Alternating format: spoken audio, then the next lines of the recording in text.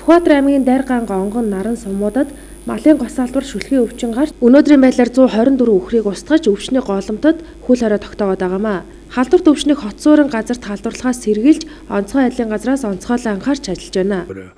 Багнуур дүүрэг дээр бас онцгой анхаарлаа хандуулж байгаа. Багнуур, Баганга дүүрэгт. Нийслэлийн одоо манай захын 2 дүүрэг байгаа.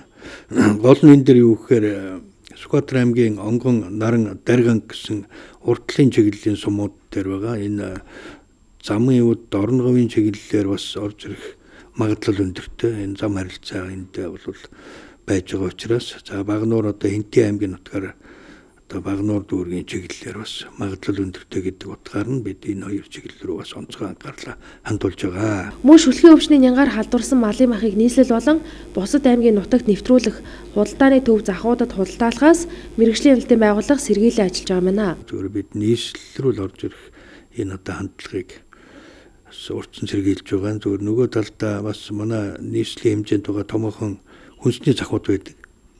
Тэгээ одоо хүчит чонгор байна. За мөн одоо бусад захууд байж байгаа энэ цайз зах байна. Тэгээ энэ захууд дээр одоо тавих хяналтаа бид одоо бас чангадах нь. Ялангуяа тэр захууд дээр бол лабораторийн үйлчлэгийг одоо нэлээд бас эрчимжүүлнэ, чанаржуулна. Энэ дээр тавих хяналтыг бол чангадах нь. Ийм арга хэмжээнүүдийг авна. За нөгөө талдаа бас манай нийслэлийн иргэд өөрснөө одоо бас сонор одоо сэрэмжтэй энэ одоо заамар журмын дагуу ингэж одоо бас ажиллах хэрэгтэй байгаа. Зүгээр яг одоогийн байдлаар бол нийслэл рүү мал махыг одоо оруулахыг бас хоригдчих юм бол одоо бас энэ тушаалд бол заагаагүй.